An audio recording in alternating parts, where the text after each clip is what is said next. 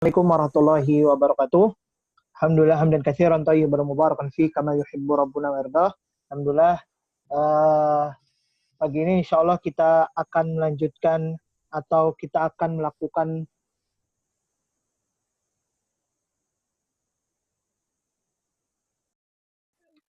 kelas kita. Insyaallah ini merupakan rangkaian kelas di Al-Qahtani Institute yang mana di tengah-tengah kita telah hadir Ustadz kita yaitu Ustadz Zahrul Fatah. Beliau merupakan salah satu dosen kita di Al-Qahtani Institute yang akan mengajar di bagian hadis insyaallah.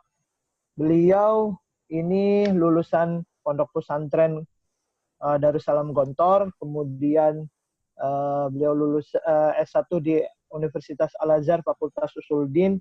Beliau juga S2 dan S3 di International Islamic University Malaysia, Departemen Quran dan Sunnah. Aktivitas beliau sekarang sebagai dosen di IAIN Ponorogo, kemudian beliau juga peneliti INSIS, dan beliau sering melakukan seminar di Eropa dan negara Asia. Jadi teman-teman semua, insya Allah kita dibantu atau kita akan belajar bersama dengan Ustadz yang insya Allah dari segi keilmuan, ke pengalaman di lapangan insya Allah mumpuni gitu. Jadi tidak perlu diragukan lagi seperti itu. Jadi di Al-Qahtani Institute ini teman-teman yang sudah tahu atau yang teman-teman yang belum tahu, di Al-Qahtani Institute ini ya kita lembaga pembelajaran jarak jauh atau online yang insya Allah kita akan melakukan pembelajaran dengan kitab langsung dan akan dibahas langsung di situ. Jadi teman-teman tidak usah ragu, tidak usah sungkan, teman-teman bisa belajar karena kita akan memulai pembelajaran dari basic dan sudah banyak kelas dan banyak orang, mungkin sekitar ratusan orang telah ikut serta di kelas-kelas kita. Di situ ada kelas akidah, kemudian kelas akidah basic, kemudian kita juga membuka kelas usul fikih, kemudian juga ada tasawuf. Terus juga kita telah membuka juga sekarang kelas akidah, tasawuf, dan usul fikih telah memasuki kelas basic ketiga, maksudnya kita udah buka 3 kelas gitu. Kemudian juga ada serial tokoh Ibnu Taimiyah, kemudian ada Imam Ghazali, Ibnu Qayyim, dan juga filosof Muslim. Dan juga insya Allah kita besok kita akan memulai, besok sampai hari Ahad ini ada kelas fikih Syafi'i, kemudian fikih muamalah, kemudian pembacaan kitab Ihya Ulumuddin. Jadi teman-teman semuanya yang ingin mendaftarkan bisa nanti ke saya sebagai admin kelas. Jadi bisa dijapri di grup gitu. Jadi langsung aja insya Allah pagi ini untuk mempersingkat waktu kita persilakan Ustadz Zahrul Fatah untuk menyampaikan materi atau untuk menyampaikan materi di kelas insya Allah hari ini. Tafadhol Ustadz. Ya, bismillahirrahmanirrahim. Assalamualaikum warahmatullahi wabarakatuh. Assalamualaikum. Innal hamdalillah nahmaduhu wa nasta'inuhu wa nastaghfiruh wa na'udzu bihi min syururi anfusina wa min sayyiati a'malina may yahdihillahu fala mudhillalah wa may yudlilhu falan tajida lahu waliyyan mursyida. Asyhadu an la ilaha illallah wahdahu la syarikalah wa asyhadu anna Muhammadan abduhu wa rasuluh. Allahumma shalli wa sallim wa barik ala hadzal nabiyil karim wa ala alihi wa ashabihi wa man tabi'ahum bi ihsan ila yaumiddin. Amma ba'd. Alhamdulillah pada pagi hari menjelang siang ini kita bisa bersilaturahim lewat sarana ini. Mudah-mudahan apa yang kita lakukan pada menit-menit ini dan berikutnya dicatat sebagai amal baik yang memperberat timbangan kita kelak di akhirat. Tema yang akan kita bahas pada kali ini yaitu manusia dan petunjuk Al-Quran. Tema ini dirasa dulu karena kita memang sekarang berada di bulan Ramadan, bulan Al-Quran, dan kita sering sekali mendengar istilah nuzulul Quran. Tema ini saya angkat ada kronologinya. Jadi saya ingin bercerita dulu dalam sebuah perjalanan dari kota Ponorogo ke Jogja. Saya waktu itu pakai travel.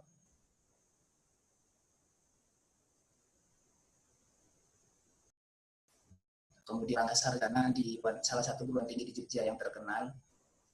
Setelah kenalan kemudian yang bersangkutan bertanya kepada saya, beliaunya itu mengambil jurusan filsafat di S2-nya. Dalam perjalanan kami ngobrol, diskusi, mula-mula yang dia tanyakan kepada saya itu begini. Mengapa Tuhan dalam menciptakan manusia terutama dan kemudian memperlakukannya itu kesan mendadak, tidak terencana.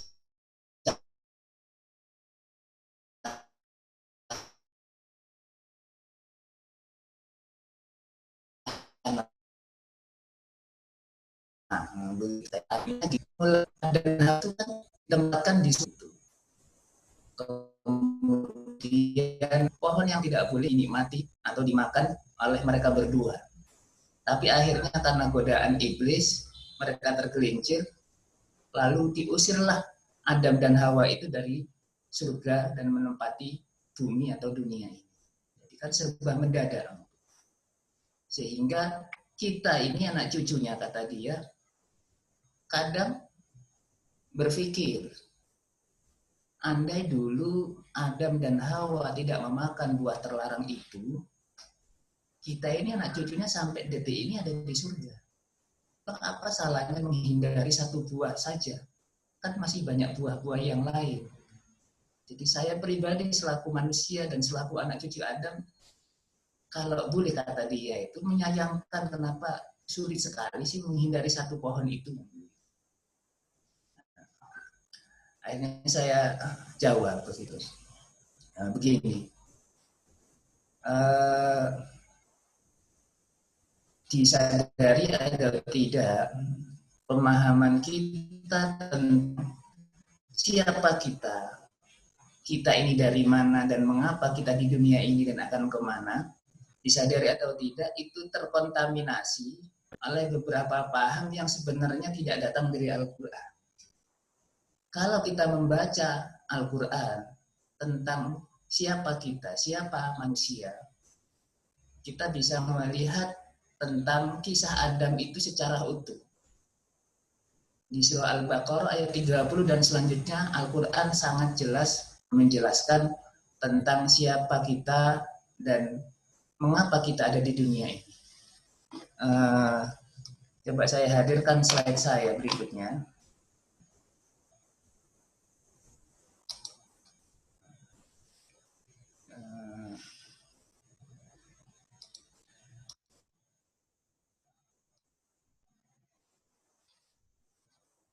Sebentar ya. Ini saya kehilangan. Halo?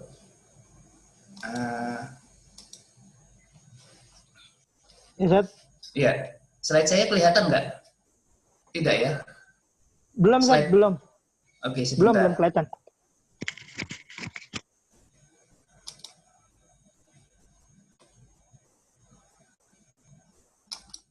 Yang ini kelihatan, yang baru?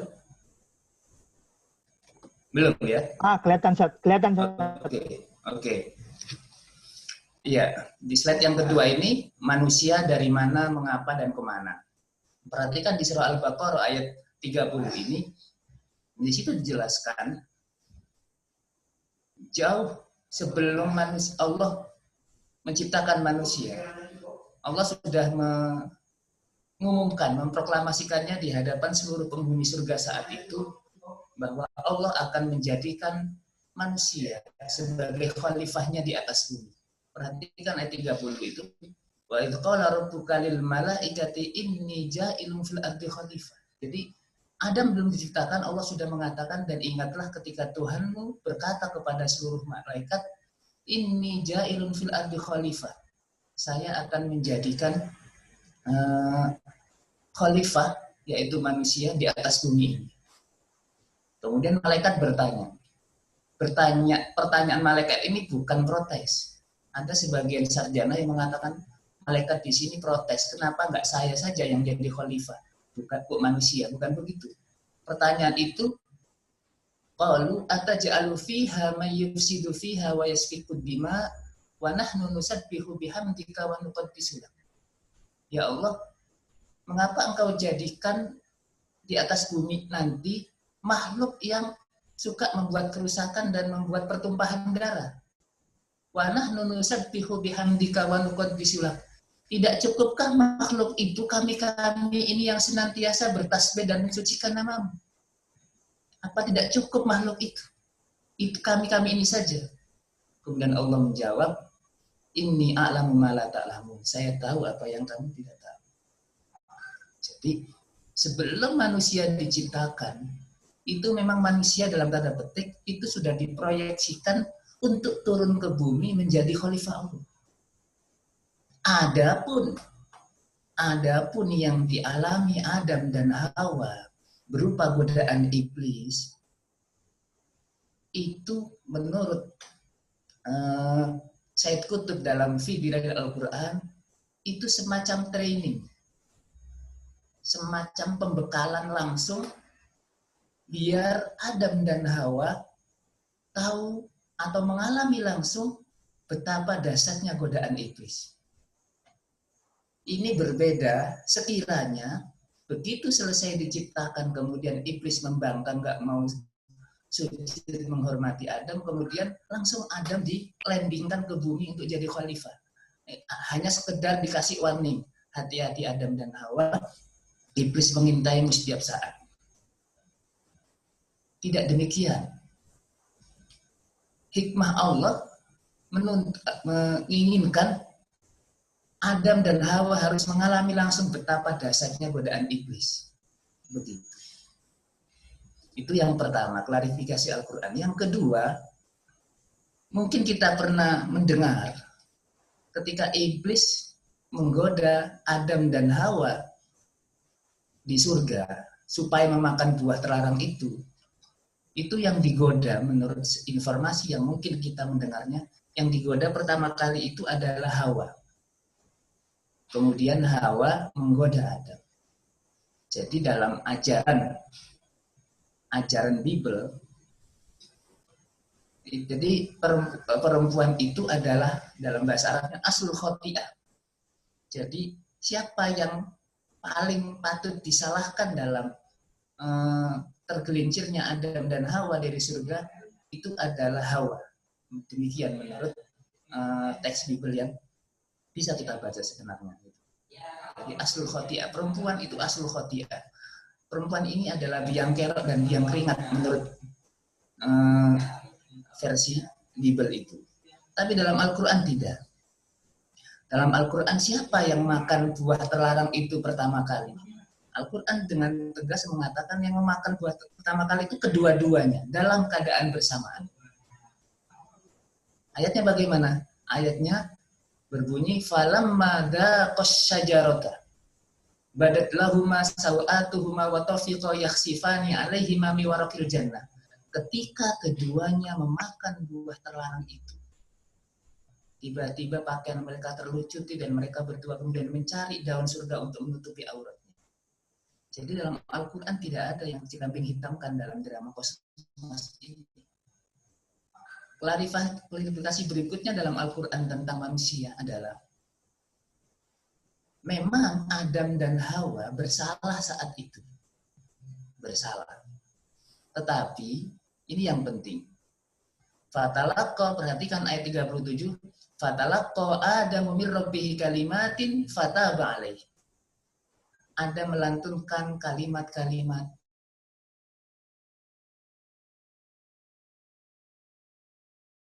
pertobatan, dan kalimat-kalimat itu dijelaskan, dideskripsikan. Qala, keduanya berkata, Adam dan Hawa, Rabbana dzalamna anfusana wa illam taghfir lana wa tarhamna lanakunanna minal khasirin. Ya Allah, kami telah mendolimi diri kami. Wa illam taghfir lana, jika sekiranya Engkau tidak mengampuni kami, lanakunanna minal khasirin, sungguh kami akan menjadi hamba-hambamu yang merugi. Itu doa Adam dan Hawa sesaat setelah dia melakukan kesalahan memakan buah terlarang itu, dan doa itu sampai sekarang sering kita lantunkan. Akhirnya Allah mengampuni dosa-dosa mereka, menerima taubat mereka, mulailah babak baru kehidupan Adam dan Hawa di dunia, karena memang sedari pertama Adam dan Hawa itu jadi khalifah Allah di atas bumi, dan mulailah mereka kehidupan barunya di dunia tanpa mempunyai dosa. Dan tidak ada dalam Islam dosa warisan. Jadi bukan mendadak awalnya manusia itu di surga, terus karena melakukan kesalahan mendadak diusir.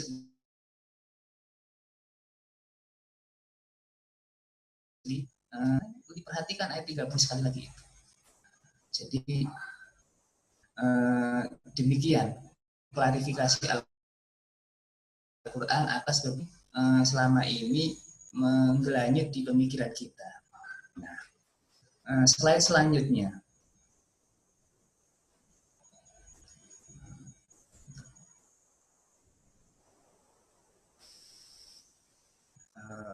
Saya stop dulu.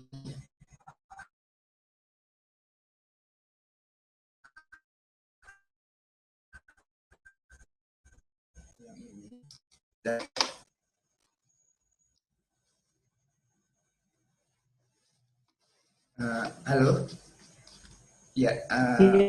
Halo. Ya. Saya agak kesulitan ketika harus ganti slide ini, kurang familiar. Karena ya sebentar.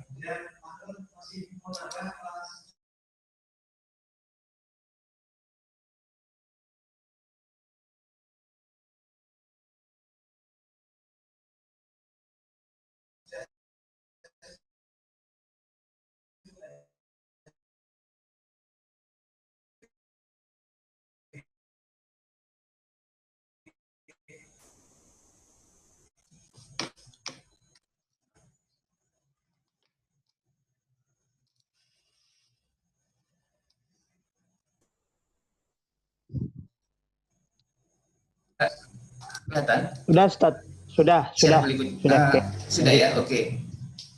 Oke, slide yang selanjutnya adalah kita tahu bahwa manusia itu khalifah Allah di atas bumi ini. Dan kita tahu juga bahwa iblis itu berjanji akan menggelincirkan manusia dari jalan Allah. Itu janji. Iblis detik-detik dia sebelum diusir dari surga. Dan Allah memberi mengabulkan keinginan iblis saat itu untuk dihidupkan sampai hari kiamat nanti dari anak cucu Adam. Karena janji iblis sudah diucapkan dan manusia menjadi khalifah ini di depan Allah, maka Allah tidak membiarkan manusia khalifahnya atas bumi ini meniti kehidupan di dunia itu. Iblis itu mengintai manusia setiap saat. Kan dalam surah Al-A'raf dijelaskan itu.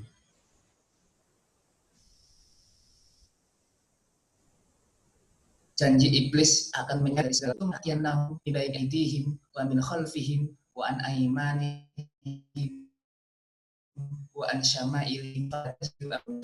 Janji iblis, saya akan goda mereka, anak cucu Adam itu.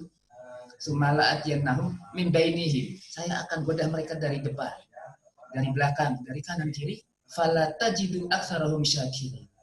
Engkau akan dapati ya Allah, banyak dari mereka, anak cucu Adam itu bukan hamba-hambamu yang bersyukur. Jadi itu jelas targetnya iblis dan keturunannya itu. Fala tajidu aktsarahum syakirin. Karena godaan yang begitu luar biasa. Allah membekali khalifahnya ini dengan petunjuk biar manusia ini tetap istiqomah berada dalam jalan Allah. Dan pesan pertama yang Allah berikan kepada manusia pada saat memulai kehidupannya di bumi ini adalah ini. Qulna bitu minha jami'an. Kami katakan ihbitu minha jami'an. Turunlah kalian dari surga. Fa imma ya'tiyannakum minni huda. Datang kepada petunjuk. Faman tabi'a hudaya fala khaufun 'alaihim wallahum yahzanun. Siapa yang mengikuti petunjukku, fala khaufun alaihim walahum yahzanun, maka tidak ada ketakutan baginya dan tidak ada kesedihan baginya baik di dunia maupun di akhirat kelak. Dia bertahap. Pertama, insting. Nah, untuk bisa survive, bayi yang baru lahir itu menggunakan instingnya. Ketika pampasnya penuh,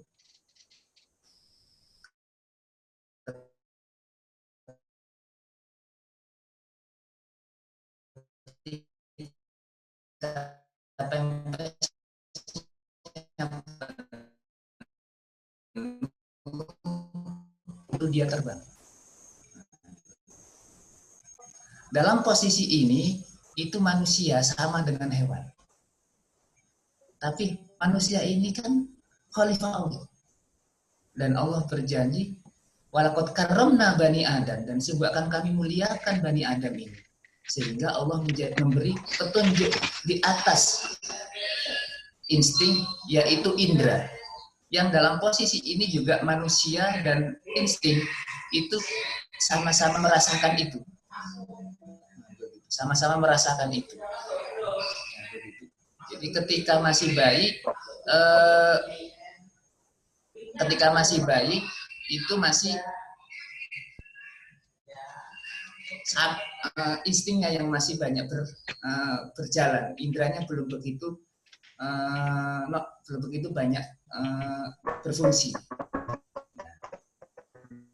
Dengan indera ini kemudian manusia bisa merasakan dan bisa menemukan dan seterusnya.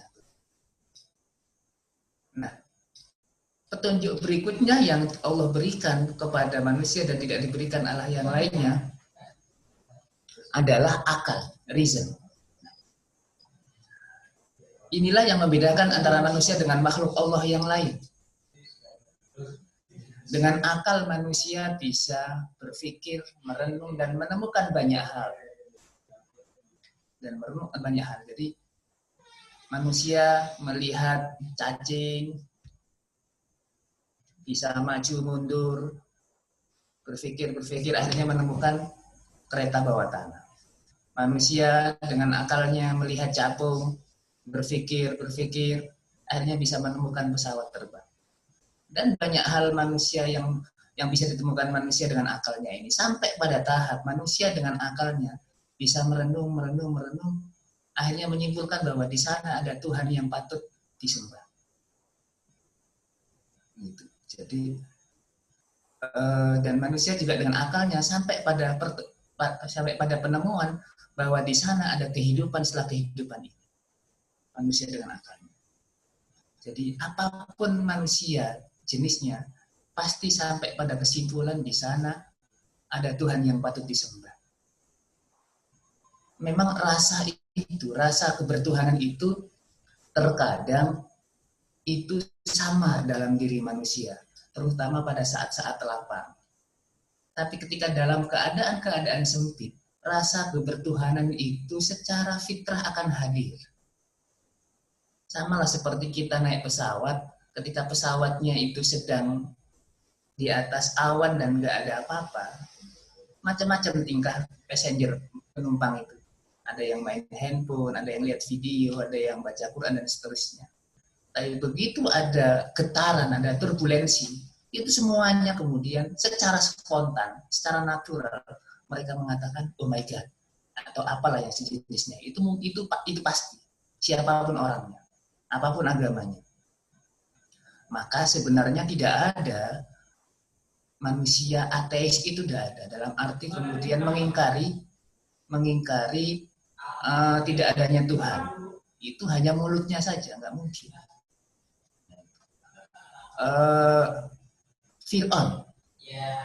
Fir'aun itu kan bukan hanya ateis dia.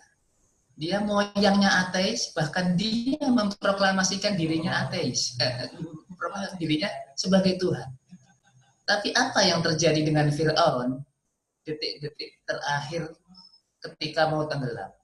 Akhirnya dia mengatakan, saya beriman dengan Tuhan yang disembah oleh Bani Israel, tapi terlambat. Itu Fir'aun. Jadi makanya saya pernah nulis artikel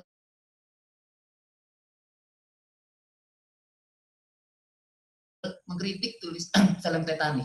Film ketika kapal mau tenggelam, pada saat seluruh hampir passenger mengatakan oh my god, ada sekelompok pemain musik yang dengan santainya tidak panik sama sekali. Ini ada pesan ateis di film Titanic itu. Pemain musik itu seolah memberi pesan kepada orang yang melihatnya. Dia seolah-olah sambil main viola yang tidak panik itu, ngapain Anda teriak oh my god, hidup ini waktunya hidup ya hidup, waktunya mati ya mati. Nggak ada Tuhan itu, nggak ada hari pembalasan itu. Itu ada pesan ateis dalam film Titanic kalau Anda mengenal. Kalau dalam situasi normal sangat tidak mungkin. Ada kapal mau tenggelam, ada orang yang nyantai, nggak mungkin. Tapi itulah film Titanic, film yang menyabet 11 piala Oscar dari 14 nominasi. Kalau saya jurinya nggak bakal dapat nominasi itu. Jadi manusia dengan akalnya itu sudah sampai ke sana. Sampai bahwa di sana ada Tuhan. Cuma kalau sampai di sini saja manusia hanya dicukupkan dengan petunjuk akal saja. Ini bisa berbenturan antara satu manusia dengan yang lainnya. Karena semuanya sepakat di sana ada Tuhan. Tapi how to deal with God? Bagaimana berinteraksi dengan Tuhan? Ini kalau dibiarkan manusia dengan akalnya akan berbenturan satu dengan yang lain. Menurut akalnya si A, oh Tuhan itu ada. Kalau berinteraksi dengan Tuhan, cukup dengan ambil satu batang seperti tusuk sate, Anda bakar, Anda tancapkan di pot bunga. Selesai. Anda sudah dikatakan menyembah Tuhan. Menurut akalnya si B beda lagi. Masa Tuhan dikasih asap? Kasihlah buah-buahan, kemudian ayam, dan seterusnya, taruh di bawah pohon. Menurut akalnya si C beda lagi. Jangan taruh di bawah pohon. Belum sempat Tuhan makan, sudah dimakan sama anak-anak kecil itu. Hanyutkanlah ke dalam di pantai sana. Di sana Tuhan leluasa makan. Begitulah manusia dengan akalnya. Jadi berbeda satu sama yang lain. Begitu pula dengan kesepakatan akal manusia bahwa di sana ada kehidupan setelah kehidupan dunia ini. Kalau dibiarkan akal berbenturan, orang meninggal ini diapakan? Menurut akalnya si A, dibakar saja. Kemudian abunya ditebarkan. Menurut akalnya si B, jangan dibakar. Terus diawetkan, dibalsem, seperti orang Mesir kuno itu. Kemudian menurut akalnya sih beda lagi, jangan diawetkan, terus diberdirikan. Di kafani nggak berdiri saja. Di Bali itu ada itu objek wisata makam itu berdiri, mayat itu sampai sekarang mayatnya nggak merasa kecapean berdiri.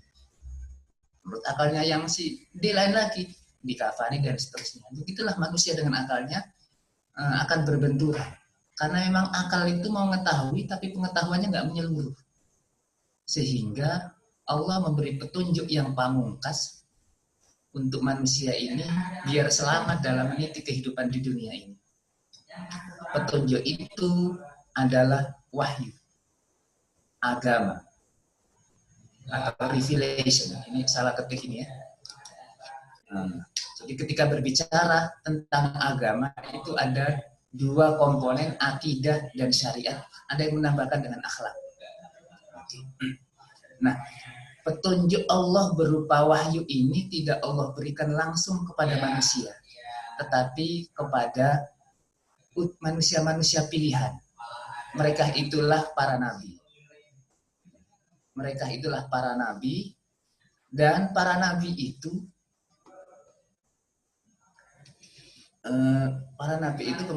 menyampaikan petunjuk Allah itu, agama, wahyu itu kepada kaumnya. Saya ganti slide, mudah-mudahan tidak ini.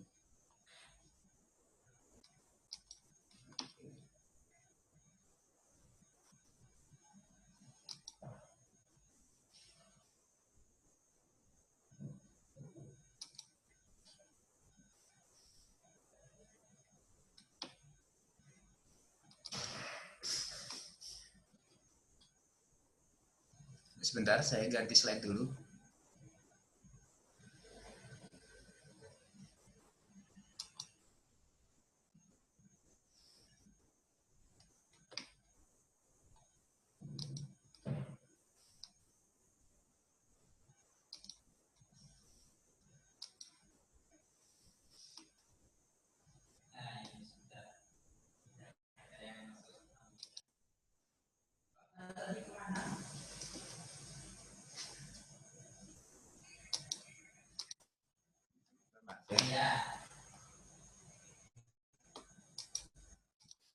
Oke. Halo, hostnya. Halo, halo. Ya, sudah kelihatan. Iya. Slide-nya sudah ganti? Ya, sudah. Tinggal Oke. diklik ke bawah saja. Ya. Oke. Ya, saya lanjutkan. Jadi, tugas para nabi itu adalah mengembalikan manusia dari jalan yang diinginkan oleh iblis setan kembali ke jalan Allah.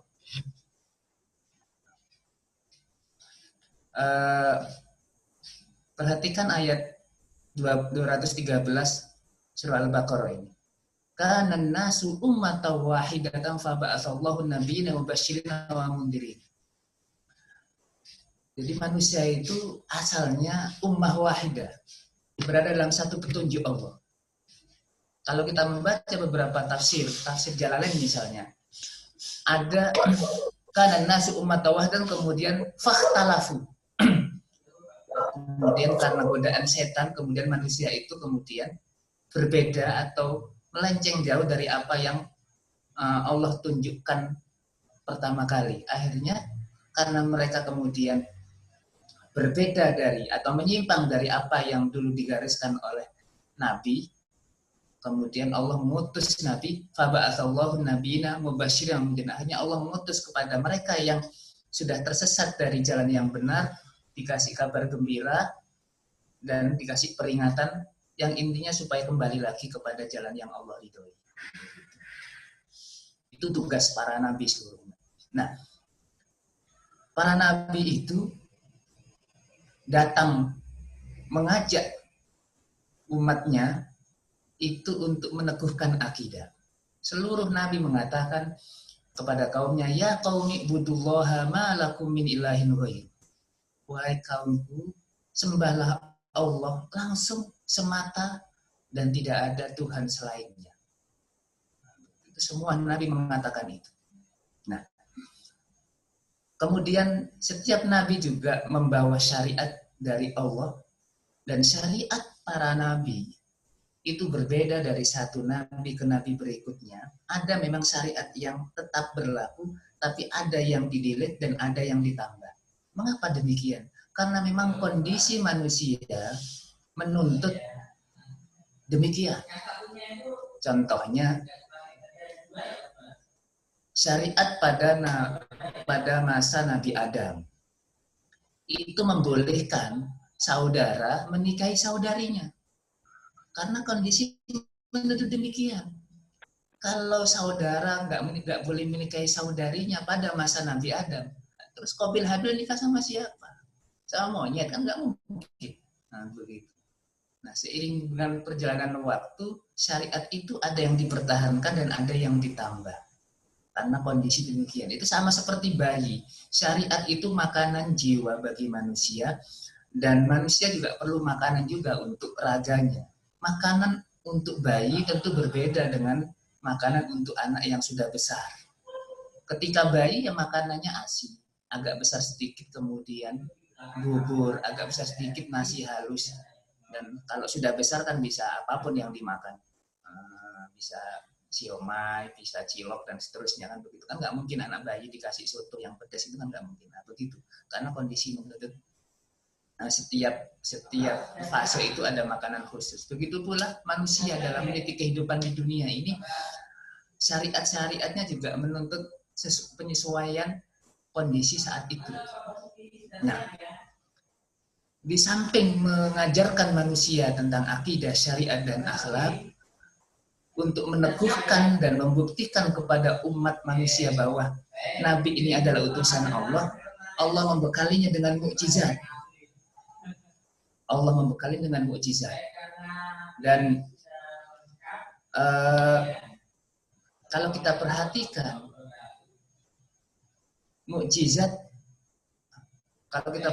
mukjizat, nabi-nabi sebelum nabi akhir zaman itu sifatnya atau apa? Mukjizat itu hanya bisa disaksikan oleh kaumnya saja.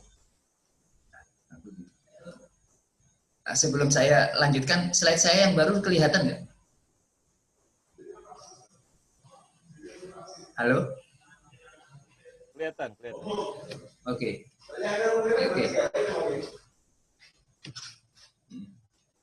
Jadi kalau kita perhatikan mukjizat nabi-nabi terdahulu dengan nabi akhir zaman itu berbeda. Mukjizat nabi terdahulu itu hanya bisa disaksikan oleh kaumnya saja. Tongkat Nabi Musa, Nabi Ibrahim yang api menjadi AC, dan seterusnya, itu kita nggak bisa menyaksikan. Kita tahu informasinya dari Al-Quran. Tetapi, itu artinya apa? Itu artinya syariat yang dibawa nabi-nabi sebelum nabi akhir zaman, itu sifatnya lokal dan temporal, untuk kaum itu saja. Begitu Allah ingin menjadikan petunjuknya di atas bumi ini universal dan selama-lamanya, Allah memberikan mukjizat kepada Nabi akhir zaman, mukjizat yang tidak hanya disaksikan oleh kaumnya saja atau orang yang hidup pada masa Nabi saja. Mukjizat yang Allah berikan untuk Nabi akhir zaman itu mukjizat yang juga bisa disaksikan oleh orang hidup sesudahnya hingga kiamat nanti. Mukjizat itu adalah Al-Quran. Jadi kehebatan Al-Quran itu tidak hanya disaksikan oleh orang yang hidup pada masa Nabi Muhammad saja. Sampai sekarang dan sampai kiamat nanti. Sampai detik ini dan hingga kiamat nanti, tantangan Al-Quran itu masih berlaku. Wa in kuntum fi raibin mimma nazzalna ala abdina fa'tu bi suratin min mithlihi wad'u syuhada'akum min dunillahi in kuntum shadiqin. Jika kalian wa in kuntum fi raibin mimma nazzalna ala abdina, jika kalian ragu dengan kebenaran Al-Quran yang kami turunkan kepada hamba kami yaitu Muhammad, fa'tu bi suratin min mithlihi. Bikin deh seperti satu surat saja dalam Al-Quran. Nggak usah penuh satu Quran. Satu surat saja. Cari surat yang terpendek dalam Al-Quran. Al-Kautsar, Al-Asri. Bikin. Silahkan Anda berkolaborasi dengan siapapun. Wad'u syuhada'akum min dunillahi. Tapi jangan libatkan Allah. In kuntum shadiqin. Jika Anda masih ngeyel bahwa memang yang datang dari Nabi Muhammad berupa Al-Quran itu tidak dari Allah. Tantangan itu langsung dijawab. Wa illam taf'alu falan taf'alu fattaqun naral lati waquduhan nas wal hijarah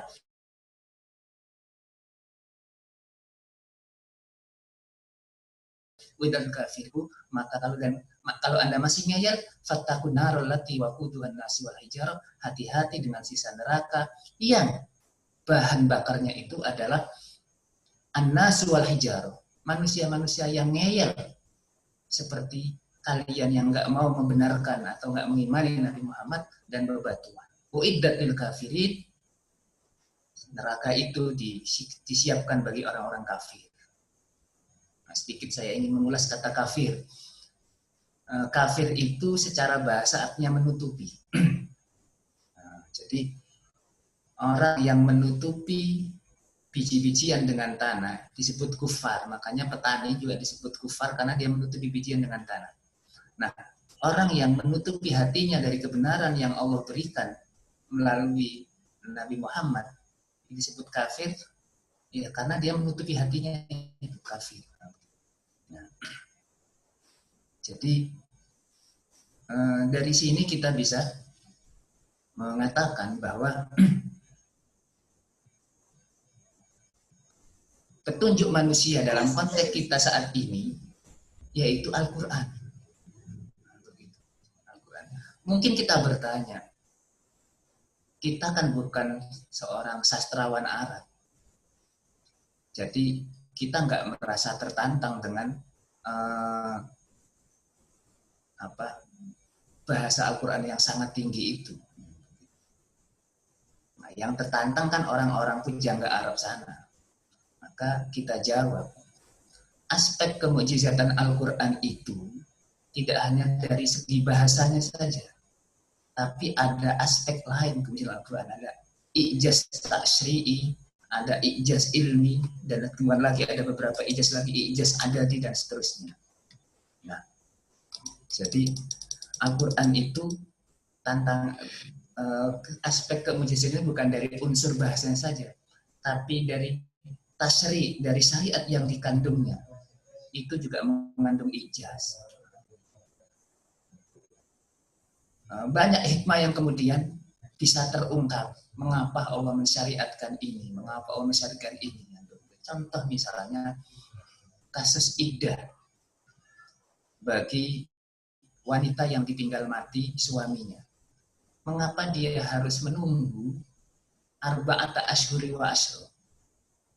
Harus menunggu 4 bulan 10 hari baru diperbolehkan menikah lagi. Atau kenapa masa iddahnya seperti itu? Ada hikmah yang kadang-kadang manusia baru bisa mengungkapkannya di beberapa hari kemudian. Dan banyak hal.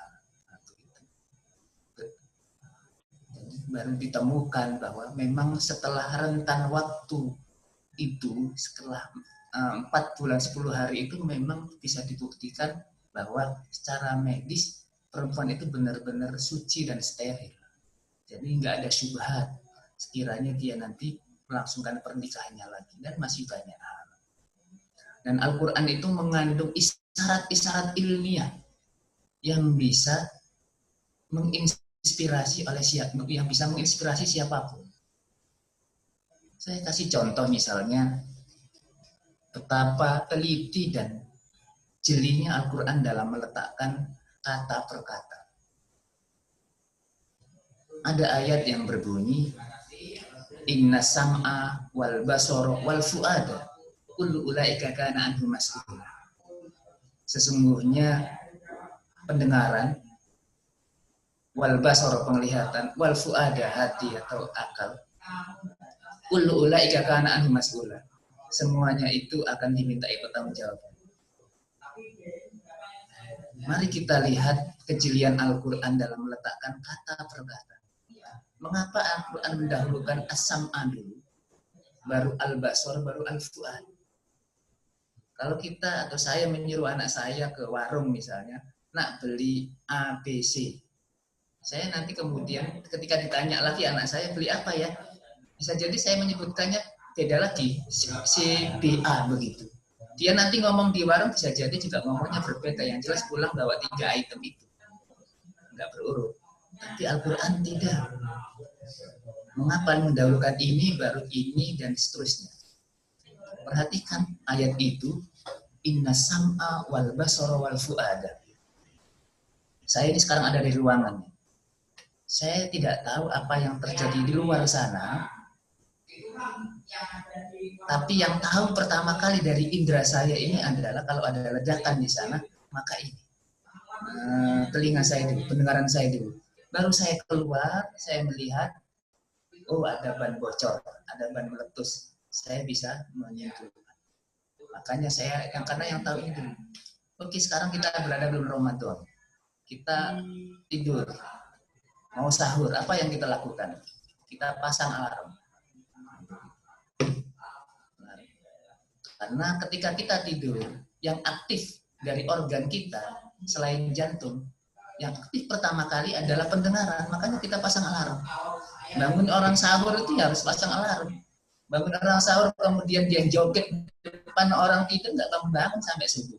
Pasang alarm, bangun. Nah setelah alarm bunyi, kemudian mata melihat, oh bentar lagi imsak. Oh setengah jam lagi, dan seterusnya. Perhatikan sekali lagi, bagi yang punya bayi baru beberapa hari, beberapa minggu.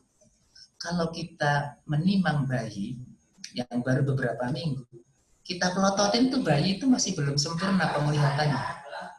Tapi kalau kita kasih mainan yang bunyi-bunyinya, bayi itu akan menoleh, mencari di mana bunyi-bunyian itu. Karena yang aktif duluan dari inderanya itu ini dulu, asam adul.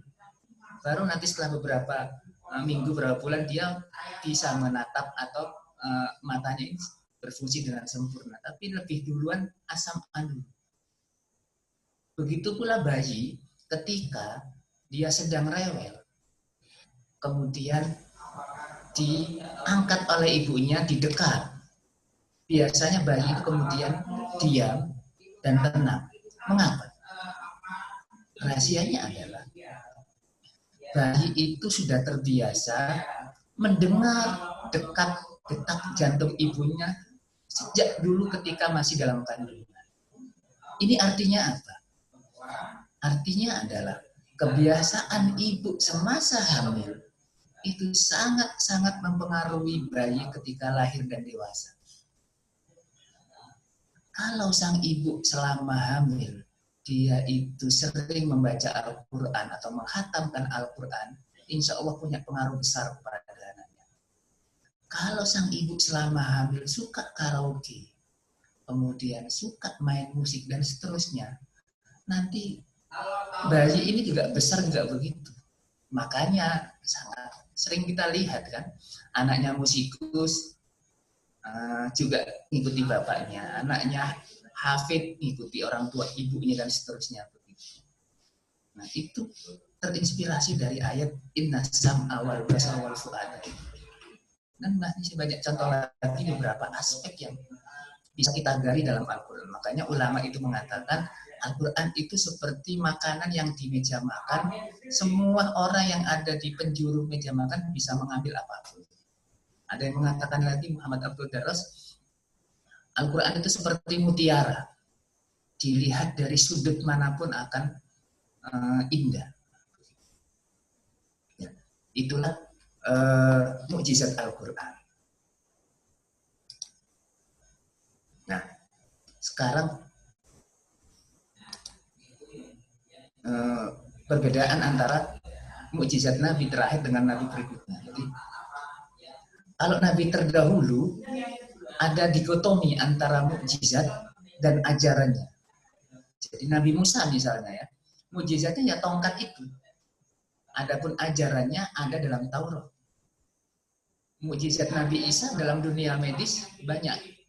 Tapi kemudian ajaran untuk kaumnya itu ada di Injil. Demikian halnya dengan Nabi Daud. Mukjizatnya beda, kemudian ajarannya, manhaj untuk kaumnya itu ada dalam kitab Zabur. Begitu pula Ibrahim. Tetapi Nabi Muhammad, Nabi akhir zaman, itu menyatu antara mukjizat dan manhajnya dalam Al-Quran itu. Oleh karenanya, Allah membebankan para pengikut nabi-nabi sebelum Nabi Muhammad untuk menjaga kitab-kitab suci mereka. Tapi Al-Quran, Allah sendiri yang menjaganya. Inna nahnu nazalna dzikra wa inna lahu lahafidun. Sesungguhnya kami menurunkan dzikr Al-Quran dan sesungguhnya kamilah yang menjaganya. Mengapa demikian? Karena Al-Quran adalah mukjizat Nabi yang tidak hanya untuk orang-orang yang hidup di masa Nabi hidup, tapi untuk seluruh manusia yang datang sesudahnya hingga akhir zaman. Maka ia harus kekal dengan teks bacaan seperti yang kita saksikan selama ini. Jika tidak, maka hilanglah unsur ijaznya. Kedua, karena Allah telah membebankan umat terdahulu untuk menjaga kitab-kitab suci mereka. Tapi apa yang terjadi? Mereka melupakannya, sebagaimana yang disindir dalam surah Al-Maidah 14. Wa minal ladzina qalu inna nasara akhadna mitsaqahum fanasu hadzam mimma dzukiru bih. Dan di antara orang-orang yang mengatakan kami Nasrani, kami sudah mengambil sumpah mereka, tapi rupanya mereka fanasu hadzam mimma dzukiru bih. Mereka melupakan apa yang seharusnya mereka lakukan dalam ajarannya itu. Yang tidak melupakannya pun ternyata menyembunyikan. Sebagaimana disinyalir dalam Al-Quran, innal ladzina yaktumuna ma anzalna minal bayyinati wal huda min ba'di ma bayyanahu linnas fil kitabi ulaika yal'anuhumullahu wa yal'anuhumul la'inun. Sesungguhnya orang yang menyembunyikan apa yang kami turunkan kepada mereka dari petunjuk-petunjuk yang jelas, setelah petunjuk itu kami jelaskan kepada manusia, merekalah orang-orang yang dilaknat Allah dan dilaknat orang yang berat. Jadi orang-orang terdahulu terhadap kitab sucinya itu kalau nggak melupakan, menyembunyikan kebenaran yang ada, kalau nggak menyembunyikan, mengubah-ubah sebagaimana yang disindir Al-Quran ini.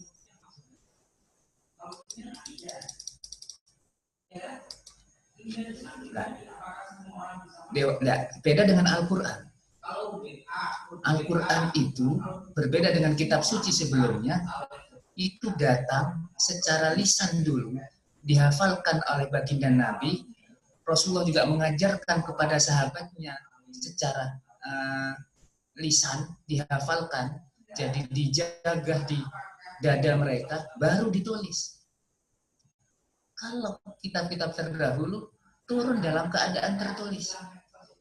Jadi seandainya kita berandai-andai, Al-Quran mushaf yang ada di muka bumi ini diberangus atau dibakar, kita umat Islam nggak masalah. Kita bisa mengetik lagi, mendikte lagi berdasarkan hafalan yang ada di dada para hufaz. Dewasa ini, jumlah penjaga penghafal Al-Quran semakin hari kian bertambah. Hal ini semakin membuktikan keterjagaan Al-Quran.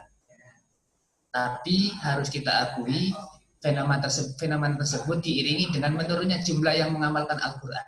Jumlah hafidz sekarang di dunia ini jauh lebih banyak dibanding pada masa Nabi dan masa sahabat. Itu jelas. Nah, kita tentu patut kagum dan berbangga. Kitab suci mana di dunia ini yang bisa dihafalkan oleh umatnya, yang kadang si penghafal itu tidak paham bahasa dari apa yang dihafalkan. Anak-anak Indonesia yang kecil-kecil itu, yang hafid-hafid itu, yang usia SD bahkan TK sudah hafal beberapa surat, mereka itu nggak paham bahasa Arab. Anak-anak yang hafid Al-Quran itu kadang nggak tahu bedanya hada dengan hadihi, tilka dengan dalika, bedanya na'at man'ud dengan mudah-mudah, mereka nggak paham. Tapi mereka hafal.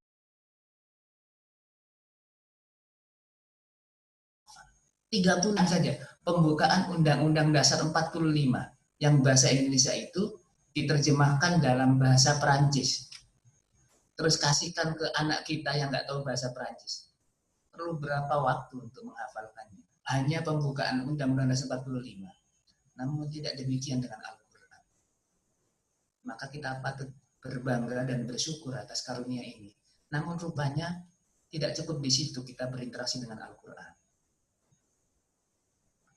Rupanya jadi memang harus diakui jumlah hafid pada zaman sekarang jauh lebih banyak daripada masa sahabat. Tetapi yang mengamalkan ajaran Al-Quran dibanding sekarang dengan dulu masa sahabat, masa Nabi, tentu jauh berbeda. Rupanya semakin jauh Al-Quran dari masa turunnya, semakin banyak yang meninggalkan ajarannya.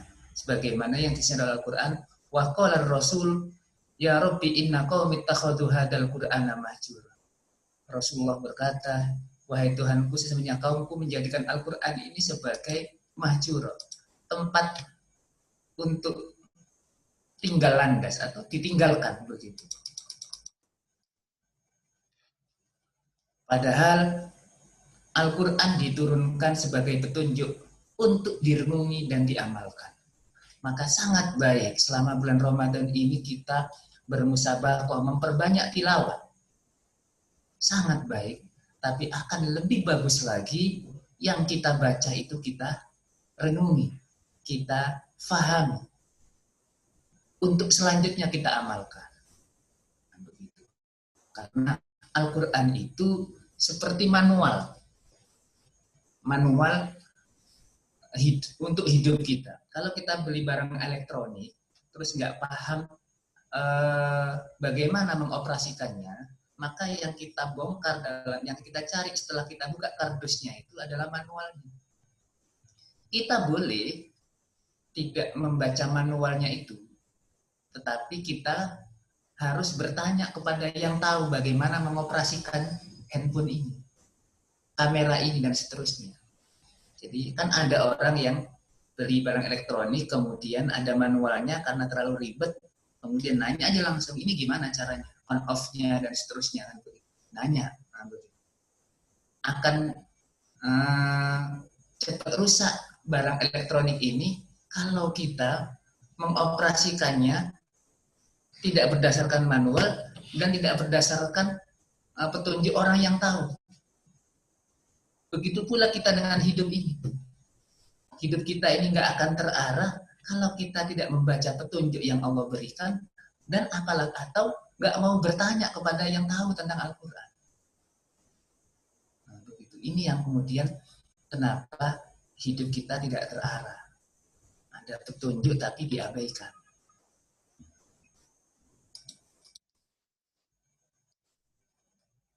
Nah, para sahabat dulu bagaimana sih mereka itu interaksi mereka dengan petunjuk Al-Quran itu?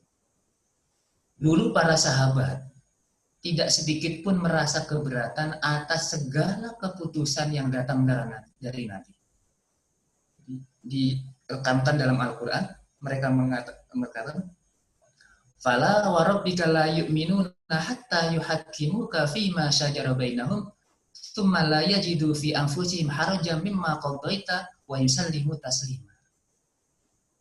Demi Tuhan, demi Allah, mereka para sahabat itu tidak dikatakan beriman atau tidak sempurna imannya hatta yuhakkimuka, sehingga mereka menjadikan kamu sebagai hakim. Dan setelah kamu putuskan, tsumma la yajidu fi anfusihim harajan, kemudian ketika keputusan datang dari kamu itu datang, mereka tidak menemukan sama sekali rasa dongkol. Wa yusallimu taslima, dan mereka itu mengikuti apa yang kamu putuskan. Nah, begitu para sahabat itu. Kalau istilah orang Jawa itu pasrah bongkoan dengan apa yang baginda Nabi putuskan. Jadi bukan hanya para manusia atau sahabat saat itu yang mengakui tentang kebesaran dan atau mengakui petunjuk Al-Quran. Bangsa jin pun mengakui kebenaran Al-Quran. Dalam surah Al-Jin dikatakan, faqalu, para jin itu mengatakan, inna sami'na Qur'anan ajaba. Sesungguhnya kami mendengarkan Al-Quran yang luar biasa. Yahdi ilal rusydi fa'amanna bih.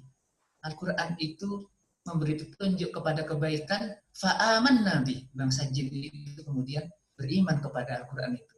Walan nusyrika bi rabbina ahada. Dan kami tidak akan pernah menyekutukan Tuhan kami dengan siapapun. Sebagian ahli kitab pun tak kuasa menahan air mata ketika mendengar ayat-ayat Al-Quran. Ini orang-orang makhluk-makhluk Allah yang dikisahkan betapa mereka itu interaksinya mendengar Al-Quran. Begitu. Ini cerita tentang ahli kitab pada masa-masa Nabi. Wa idza sami'u ma unzila ir-rasuli tara a'yunahum tafidu minad dam'i mimma arafu minal haqq yaquluna rabbana amanna faktubna ma'asyahidin. Ketika mereka orang ahli kitab ini menceritakan kaum Nasrani yang ada di Ethiopia saat itu, begitu dibacakan oleh beberapa sahabat yang hijrah ke sana, kemudian mereka itu langsung gemetar hati. Kalau sekarang ini di MNC TV ketika sahur ada film Umar. Di sana juga ceritakan betapa Umar yang sangat perkasa dan kuat itu diketuk pintu hatinya ketika mendengar beberapa ayat dari surah Toha. Nah, ini juga ayat ini menceritakan ahlu kitab itu kemudian tak kuasa menahan air matanya begitu dilantunkan ayat-ayat Al-Quran.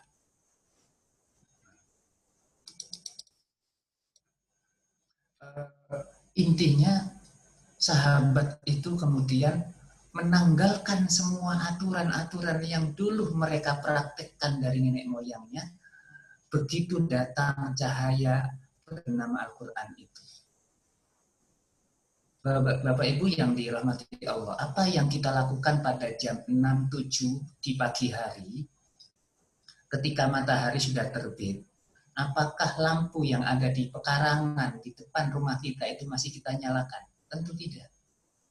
Jadi ketika sudah jam 6, jam 7, sudah seharusnya kita memadamkan lampu-lampu yang ada di sekitar rumah kita. Kenapa? Nggak percuma menghabiskan listrik, kemudian ada yang cahaya yang lebih terang lagi, matahari.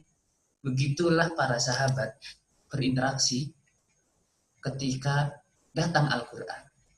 Syekh Mutawalla Syarif mengatakan, ketika matahari sudah terbit dan cahayanya sudah menerangi dunia, maka seluruh manusia pun mematikan lampu-lampu buatan mereka karena cahayanya sudah tidak berguna lagi.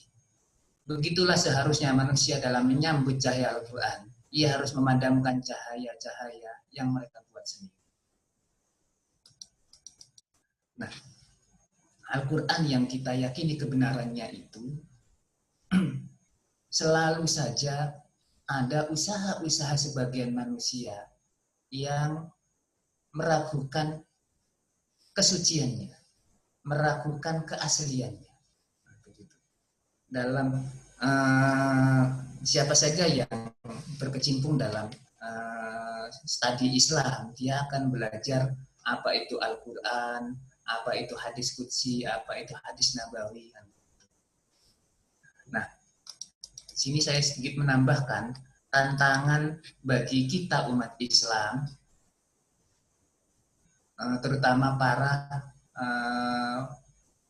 kepada mereka yang concern dalam studi Al-Quran. Al-Quran yang kita yakini kebenarannya itu diragukan oleh beberapa kelompok yang kadang-kadang diamini juga oleh sarjana kita. Perhatikan kitab ini, jadi ada usaha-usaha desakralisasi. Jadi Al-Quran itu nggak suci lagi. Nah, begitu. Perhatikan di sini, mudah-mudahan bisa terbaca dengan jelas. Buku metodologi studi Al-Quran, karya beberapa sarjana kita itu. Jadi perhatikan di sini. Kira-kira bisa kebaca nggak itu? Atau saya bacakan ya? Iya. Dia meragukan Al-Quran. Jadi selama ini kita meyakini bahwa Al-Quran yang diterima oleh Nabi itu lafaz dan maknanya datang dari Allah. Tapi ini ada sarjana yang tidak. Dia mengatakan tidak ada keterlibatan Nabi dalam membahasakan Al-Quran itu. Perhatikan di sini, di buku ini. Keterlibatan Nabi Muhammad sebagai penerima pesan di satu sisi dan sebagai penafsir di sisi lain ikut menentukan proses pengujaran dan tekstualisasi Al-Quran. Muhammad bukan sebuah disket, melainkan orang yang cerdas, maka tatkala menerima wahyu, Muhammad ikut aktif memahami, kemudian mengungkapkannya dalam bahasa Arabnya sendiri. Cara dia menyebut nama Muhammad tanpa ada sholawat itu sudah tidak etik bagi seorang muslim. Mungkin orang orientalis nggak apa-apa. Tapi kita sebagai seorang muslim, ketika menyebut Nabi Muhammad tidak diimbui dengan sholawat itu tidak etis. Cara dia menulis itu aja sudah tidak etis. Ini kemudian dia mengatakan bahwa Nabi Muhammad ketika menerima wahyu itu kemudian dibahasakan oleh Nabi, ikut terlibat dalam pembahasan itu. Nah, ini kalau pendapat ini diamini, terus apa bedanya Al-Quran dengan hadis qudsi. Hadis qudsi ini selama ini kita meyakini bahwa hadis qudsi itu datang dari Allah, maknanya, lafadznya datang dari Nabi. Ya, kalau ini diamini, pendapat yang ini diamini, terus apa bedanya? Bapak Ibu yang dirahmati Allah, saudara sekalian, Allah menjaga sedemikian rupa betapa Al-Quran itu memang datang dari Allah. Di antara hikmah mengapa ayah baginda Nabi itu meninggal pada saat Nabi masih dalam kandungan, biar tidak ada tuduhan di kemudian hari bahwa apa yang dibawa oleh baginda Nabi itu adalah ajaran ayah kandungnya. Karena sang ayah sudah meninggal. Kemudian beliau besar di bawah asuhan sang paman. Sebelumnya kakeknya, tapi kakeknya kan meninggal duluan. Kemudian besar di bawah asuhan sang paman, Abu Thalib. Hikmah kenapa? Di antara hikmah kenapa sang paman Abu Thalib tidak bersyahadat sampai detik akhir hidupnya, biar tidak ada tuduhan. Kalau seandainya sang paman itu bersyahadat, maka bisa jadi ada tuduhan. Bisa jadi ada tuduhan, yang dibawa oleh Muhammad itu ajaran pamannya. Buktinya apa? Lah itu pamannya ikut masuk Islam juga. Bahkan di antara hikmah mengapa Rasulullah itu ummi, tidak tahu baca dan tulis, biar tidak ada tuduhan bahwa Al-Quran itu adalah karya beliau. Karena beliau nggak tahu baca tulis, dan itu sudah lumrah di kalangan masyarakat di mana Rasulullah hidup saat itu. Demikianlah sekilas tentang manusia dan petunjuk Al-Quran. Kita mulai dari ke belakang tadi, kita mundur ke belakang tentang siapa itu kita manusia, bagaimana Adam dan Hawa di surga, kemudian bagaimana Allah memberi petunjuk kepada manusia ini dengan mengutus para nabi dan rasul, dan para nabi dan rasul itu membawa syariat. Syariat para nabi-nabi terdahulu itu sifatnya lokal dan temporal. Terbukti dari mukjizat mereka hanya diketahui oleh orang-orang hidup saat itu. Tapi mukjizat Nabi akhir zaman tidak hanya diketahui oleh para sahabat atau orang hidup pada masa Nabi. Mukjizat yang terbesar yang dibawa Nabi Muhammad itu sampai sekarang dan sampai kiamat nanti kita bisa melihatnya, dan mukjizat tantangan mukjizat itu masih berlaku. Maka dalam konteks kita sebagai manusia yang hidup di akhir zaman ini, dalam rangka kulnah bitu minha jami'an fa imma ya'tiyannakum minni huda, petunjuk yang Allah berikan kepada kita agar selamat, sehingga kita kembali lagi ke surga yang pernah didiami oleh Adam dan Hawa. Tidak ada cara lain kecuali mengikuti petunjuk Al-Quran. Yang Al-Quran itu juga dijabarkan oleh baginda Nabi melalui hadis-hadisnya. Tidak lama kehidupan di dunia ini. Ada yang meninggal di usia 40 tahun, ada yang sebelum itu, ada yang setelah itu. Maka kita bersabar memegang petunjuk dari Al-Quran ini. Karena godaan setan itu luar biasa. Sebagaimana yang tadi dikatakan, janji iblis itu, fala tajidu aktsarum syakirin. Engkau akan dapati banyak dari manusia itu, ya Allah, bukan termasuk hamba-hamba yang bersyukur. Mudah-mudahan kita diberi keteguhan iman, termasuk hamba-hamba yang bersyukur itu, dengan senantiasa memegang petunjuk dari Al-Quran. Mungkin ini yang bisa saya sampaikan. Saya kembalikan kepada moderator. Terima kasih. Assalamualaikum warahmatullahi wabarakatuh. Waalaikumsalam warahmatullahi wabarakatuh. Alhamdulillah. Syukran Ustaz. Ustaz, kira-kira ada mau dibuka pertanyaan, Ustaz? Boleh. Boleh. Oke, silakan teman-teman yang ingin bertanya, boleh langsung saja via chat atau minta diaktifkan mic-nya, seperti itu.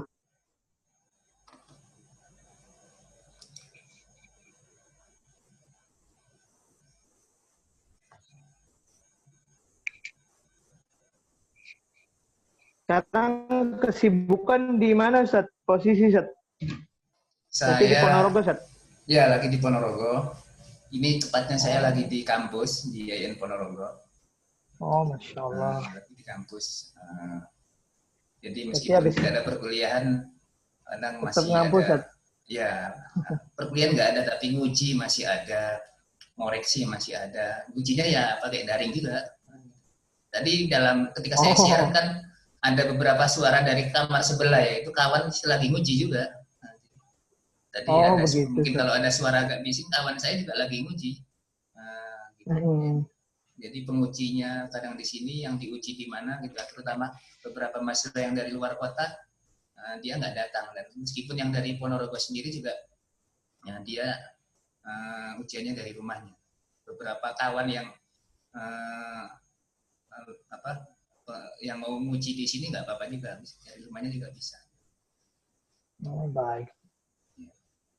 Gimana teman-teman, ada pertanyaan yang ingin ditanyakan atau ingin menambahkan atau ingin sharing-sharing seperti apa?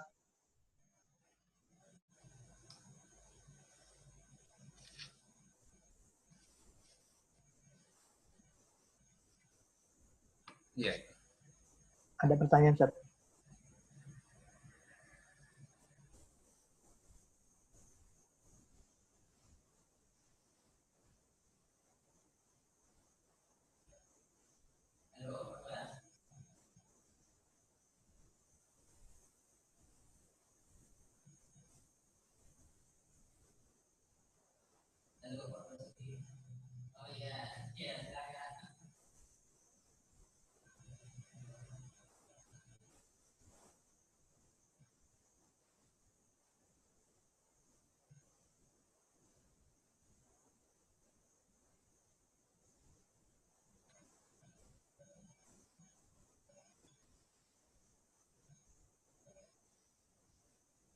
Iya. Halo? Ya, Ustaz. Ini, Ustaz, ada pertanyaan. Iya, gimana Kang? Assalamualaikum warahmatullahi wabarakatuh. Izin bertanya, Afifah dari Depok, bagaimana reaksi mengenai buku metodologi studi Al-Quran sendiri? Karena kita mengetahui bahwa Allah yang akan menjaga Al-Quran. Iya. Oke. Ini sebenarnya apa yang tertulis dalam buku ini bukan barang baru. Itu sudah ada sarjana yang mengungkapkan itu, kemudian sarjana Indonesia itu hanya mungut aja, kan istilahnya dalam bahasa Arab itu likulli sakit lakit. Setiap kali ada yang jatuh itu selalu ada yang memungutnya, meskipun barang itu sudah usang, begitu. Ini yang ngomong itu Nasir Hamid Abu Zaid, sarjana Mesir yang kemudian pindah mengajar di Leiden. Nah, begitu. Dia ingin mengatakan begini, ujung dari yang dikatakan Nasir Hamid itu adalah petunjuk Al-Quran yang diturunkan kepada baginda Nabi itu adalah hasil interaksi Al-Quran dengan budaya Arab saat itu. Al-Quran itu berhasil menyelesaikan problem teologi dan sosial masyarakat saat itu, yang bisa jadi petunjuk Al-Quran itu harus ditinjau ulang apakah relevan untuk jadi petunjuk untuk budaya-budaya di masa yang akan datang. Makanya Nasir Hamid mengatakan Al-Quran itu muntad sakofi. Al-Quran itu adalah hasil budaya. Maksudnya adalah Al-Quran itu turun di abad ke-7 dan berhasil menyelesaikan permasalahan-permasalahan pada abad ke-7. Hijri pada abad ke-7, bagaimana Nabi Rasulullah diutus saat itu. Tapi belum tentu solusi yang diberikan Al-Quran pada masa itu juga sesuai untuk diterapkan dalam konteks kekinian. Begitu maunya itu gitu. Jadi bisa jadi solusi atau hukum-hukum yang ada dalam Al-Quran itu tidak sesuai atau bisa relevan dengan konteks kesenian, begitu. Nah, ini kan berbahaya. Artinya dia menganggap petunjuk Al-Quran itu tidak universal, tetapi sesuai saat itu saja. bagaimana cara menanggapinya? Pertama, kalau petunjuk Allah berupa Al-Quran itu hanya untuk budaya Arab saja atau untuk masa itu saja, terus orang umat kita yang umat manusia yang hidup setelah Nabi meninggal, itu petunjuknya apa? Kalau Al-Quran itu banyak ayat-ayatnya yang expired, tidak relevan, terus kita petunjuknya apa? Satu, sejatinya Al-Quran dan Nabi Muhammad itu diutus untuk orang Arab saja, orang yang hidup pada masanya, atau untuk kita juga. Akan dibawa kemana? Ayat-ayat wa ma arsalnaka illa rahmatan lil alamin, semuanya, nggak hanya Arab saja. Nah, ketiga, kalau diklaim beberapa ajaran Al-Quran itu tidak sesuai dalam konteks kekinian, kelak di akhirat, ketika di hari pembalasan, orang bisa berargumen, ya Allah, bukannya kami nggak mau menjalankan apa yang ada dalam Al-Quran, tetapi beberapa hukum dalam Al-Quran itu tidak relevan di masa kami hidup, maka tolong jangan hukum kami ya Allah. Kan nggak bisa berargumen begitu, karena Al-Quran ini petunjuk yang universal. Tapi ya, pikiran-pikiran selalu itu selalu ada, makanya bagi mereka yang menganggap pikiran itu silahkan dicek dan cross check dan diklarifikasikan kepada mereka yang punya otoritas di bidangnya. Itu penting. Saya selalu mengatakan kepada mahasiswa saya, Anda jangan terlalu silau dengan hal-hal yang sifatnya baru, tapi Anda harus mengeceknya kebenaran ide itu kepada mereka yang punya otoritas di bidangnya. Jadi jangan buru-buru silau begitu. Karena kaidahnya yu'khadul ilmu min ahli, ilmu itu diambil dari yang punya otoritas di bidangnya. Bukan setiap orang kemudian punya pendapat langsung dipungut karena dianggap benar. Ya, kitab ini oleh sebagian sarjana mahasiswa kita jadi pegangan. Makanya sengaja di ujung slide saya ini kemudian saya membubuhkan tantangan bagi kita selaku muslim bahwa usaha-usaha memalingkan muslim dari tuntunan Al-Quran itu kadang itu tidak dari orang luar, tapi orang dalam sendiri yang menganggap itu sesuatu yang ilmiah, meskipun sejatinya jauh dari kata itu. Dan buku ini ada di beberapa kampus kita dan dipegang oleh sarjana kita, maka ini tantangan bagi kita, selalu ada begitu. Itu kalau nggak begitu kan kita nggak bereaksi dan nggak berjihad di situ. Maka di kesempatan ini makanya saya share di situ biar kajian kita nggak bersifat normatif saja, tapi ada sedikit pemikiran dan tantangan pemikiran bahwa itulah yang terjadi, fakta yang terjadi di umat Islam Indonesia dan di beberapa belahan dunia juga begitu. Selalu ada ya sarjana-sarjana yang nyeleneh, maka bagi yang mereka menemukan itu dimanapun, itu jangan buru-buru dipungut, hendaknya diklarifikasi. Ada pemikiran seperti ini benar enggak? Mengklarifikasinya tentu kepada mereka yang punya otoritas di bidangnya. Tapi menjadi celaka lagi ketika yang mengatakan ini juga seorang doktor yang notabene-nya juga membawa gelar, dia doktornya dalam bidang studi Al-Quran. Makanya kita harus hati-hati. Kitab ini sendiri sudah ada beberapa yang mengcounternya. Di antaranya ada kawan saya, Fahmi Salim Zubair, dia mengkritisi kitab ini. Dalam kitabnya dia punya kitab tafsir sesat, disinggung juga dikritisi. Dan ini juga sudah saya singgung juga di disertasi saya, tapi masih dalam bahasa Arab. Ya, terima kasih. Oke, syukran Ustaz. Bagaimana teman-teman yang lain? Ada yang ingin ditanyakan?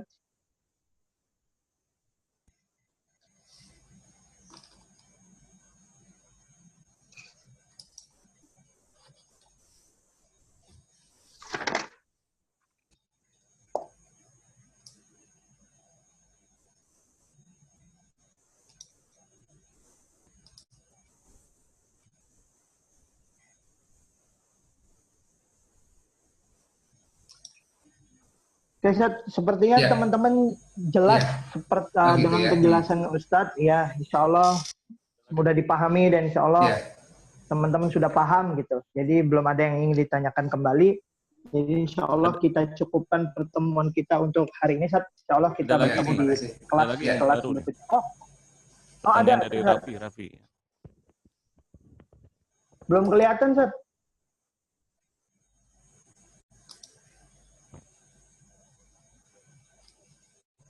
Belum kelihatan, saya bacain ya. Ya, dibacakan. Assalamualaikum, saya Raffi dari Bekasi mau bertanya. Al-Quran kan menurut para ulama adalah pelengkap kitabullah yang telah diturunkan sebelumnya. Taurat, Injil, dan lain-lain. Apakah sudah ada studi referensi bahwa dalil yang diturunkan Al-Quran di beberapa ayat Al-Quran merupakan dalil yang dulunya pernah diturunkan juga di kitabullah sebelumnya? Udah, tanyanya. Oke.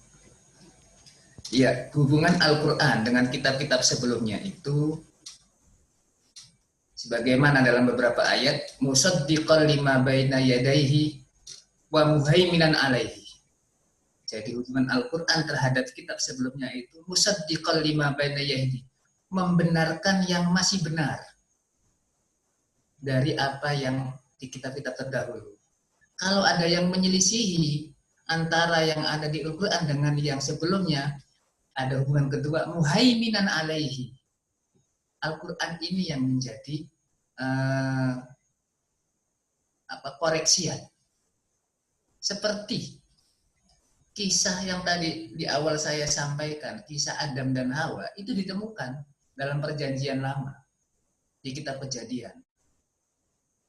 Jadi Adam dan Hawa digoda oleh iblis, kemudian tergelincir, itu ada. Cuman ada beberapa yang direvisi oleh Al-Quran, dikoreksi Al-Quran. Seperti kalau dalam Bible, yang memakan buah pertama kali itu Hawa.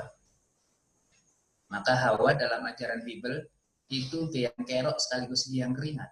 Nah, begitu. Biang kerok, bukan biang keringat ya. Nah, begitu. Sama Al-Quran juga. Siapa yang memakan buah terlarang itu? Kedua-duanya. Tidak ada yang disalahkan. Nah, kedua, dalam drama kejadian Adam dan Hawa di surga, drama kosmos istilahnya, itu diceritakan bahwa Adam dan Hawa kemudian diusir dari surga karena melakukan kesalahan itu dalam keadaan mempunyai dosa. Dan dosa itu turun-temurun. Dalam bahasa gereja namanya original sin. Nah, turun-temurun, dosa itu turun-temurun, akhirnya dalam ajaran Kristen, Tuhan ini dalam tanda petik bingung, gimana ini manusia ini?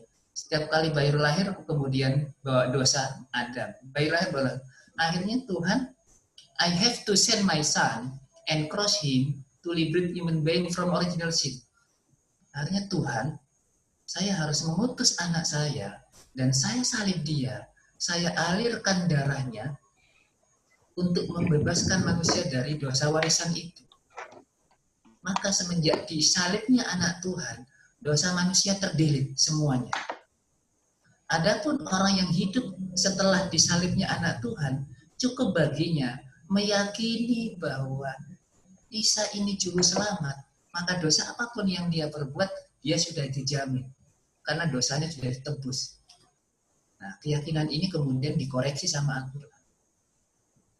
Dikoreksi Al-Quran, tidak ada dosa warisan. Satu. Kedua, Adam dan Hawa memang melakukan kesalahan. Tetapi, fatalaqqa Adamu min rabbihi kalimatin fataba alaihi. Jadi Adam dan Hawa memulai kehidupannya di dunia karena satu. Dari pertama, Adam dan Hawa, manusia ini diproyeksikan untuk jadi khalifah di atas bumi. Kedua, Adam memulai kehidupannya di dunia tanpa mempunyai dosa. Kemudian dalam ayat berikutnya, Kemudian Al-Quran juga mengoreksi akidah Trinitas yang ada dalam Bible. Al-Quran dengan tegas mengatakan wa ma qatalu tentang Nabi Isa. Wa ma qatalu wa ma salabu walakin syubbiha lahu. Tidak, mereka enggak membunuhnya dan tidak menyalibnya, tapi diserupakan. Itu ajaran kita. Nabi Isa itu tidak lebih dari seorang manusia dan rasul.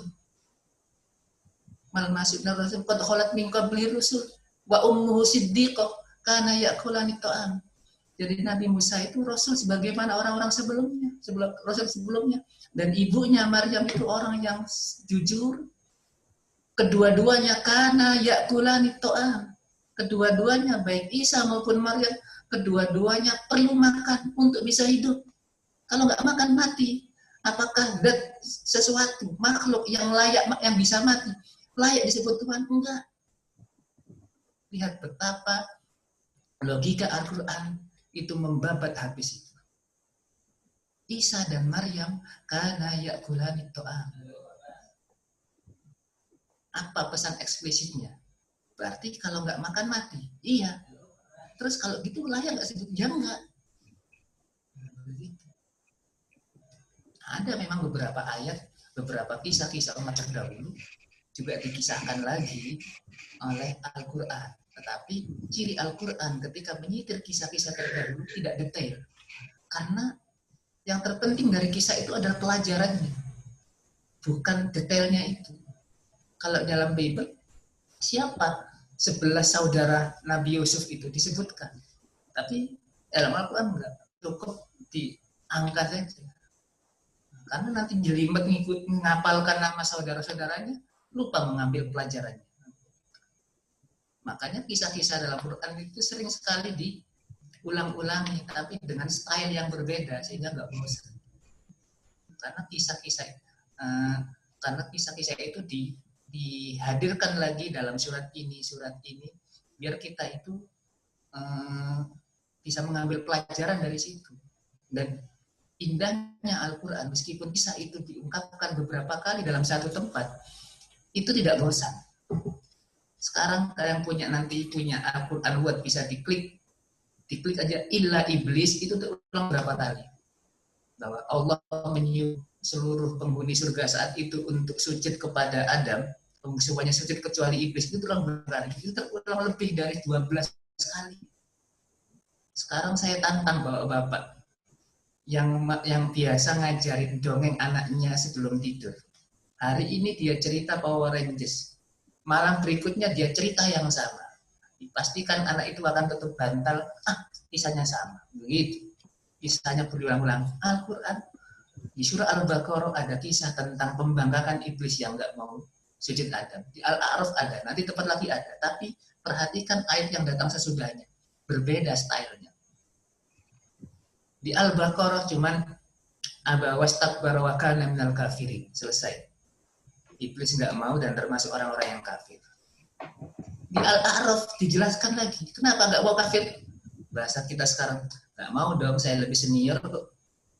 Masa saya ketua BEM suruh menghormati anak mahasiswa baru? Begitulah bahasanya. Khalaqtani min nari wa khalaqtahu min tin. Nah, keterangan itu nggak ada di Al-Baqarah. Ada di surat berikutnya. Nanti di surat yang lainnya juga begitu. Jadi indahnya Al-Quran itu terulang-ulang tapi nggak bosan. Ada satu surat yang sekali tayang dan utuh dalam Al-Quran. Surah Yusuf. Itu luar biasa itu. Surah Yusuf mulai dari Yusuf masih PPA sampai Yusuf jadi menteri. Nah begitu. Yusuf yang diceburkan ke sumur oleh saudara nilai itu, begitu jadi menteri, dia rangkul saudara-saudaranya dengan pintu maaf. Luar biasa. Anda tahu, surah Yusuf ini turun kepada baginda Nabi pada saat beliau mau Isra, pada saat beliau kehilangan sang istri dan sang paman yang selama ini membelanya. Dan pada saat itu pula Abu Jahal dan Abu Lahab dan beberapa paman-pamannya itu mengucilkan dia. Seolah-olah Allah mengatakan, Muhammad, you are not the first one, you are not the only one. Kamu bukan satu-satunya yang dikucilkan oleh paman-pamanmu. Dulu Nabi Allah yang bernama Yusuf, yang kecil itu dicemplungkan oleh saudaranya ke dalam sumur. Kalau kamu kan baru diboikot beberapa tahun. Nah gitu. Ini Yusuf, ini sudah dicemplungkan dalam sumur. Jadi ayat kisah-kisah itu di satu sisi untuk meneguhkan Nabi sendiri, juga meneguhkan kita sama umatnya. Kita mengambil apa pelajaran dari kisah-kisah itu? Jadi dikisahkan lagi kisah Nabi Nuh yang menasihati istrinya, kaumnya, anaknya, nggak selesai-selesai. Nabi Nuh itu berdakwah 900 tahun lebih, nasihati kaumnya 900 tahun lebih, dan hasilnya bisa dikatakan tidak maksimal. Jadi bukan hanya kaumnya yang nyuekin, istri dan anaknya yang nyuekin. Apa artinya buat kita? Kalau kita nasihat saudara, nasihati orang, baru beberapa minggu kemudian tidak angkat tangan, hey come on. Nabi Yusuf itu nasihati keluarganya, nggak sebulan 2 bulan, nggak setahun 2 tahun, ratusan tahun. Kita nasihati keluarga, nasihati orang, kemudian sudah give up. Cemen banget begitu kata anak sekarang kan begitu. Jadi begitu. Jadi Rasulullah itu diteguhkan oleh hatinya oleh Allah dengan kisah-kisah terdahulu. Kita juga hendaknya mengambil pelajaran dari situ. Ini agak jauh ya, menyimpang dengan pertanyaannya. Intinya artinya ada beberapa kesamaan apa yang ada dalam kitab terdahulu dengan Al-Quran, tetapi ada beberapa perbedaan antara Al-Quran dengan Al-Quran. Yang jadi patokan adalah Al-Quran, karena Al-Quran sudah menginformasikan wa muhaiminan alaihi. Jadi itu kan tadi sudah ada slide-slide itu kan, bahwa orang-orang ahlu kitab itu kalau nggak menyembunyikan ya mendistorsi dan lupa dan seterusnya. Maka Al-Quran kemudian datang untuk meluruskan apa yang sudah diselewengkan itu. Jadi memang ada beberapa kesamaan. Iya. Terima kasih.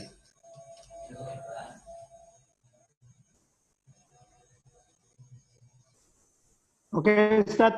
Sepertinya sambil tadi menunggu belum ada lagi, Ustaz.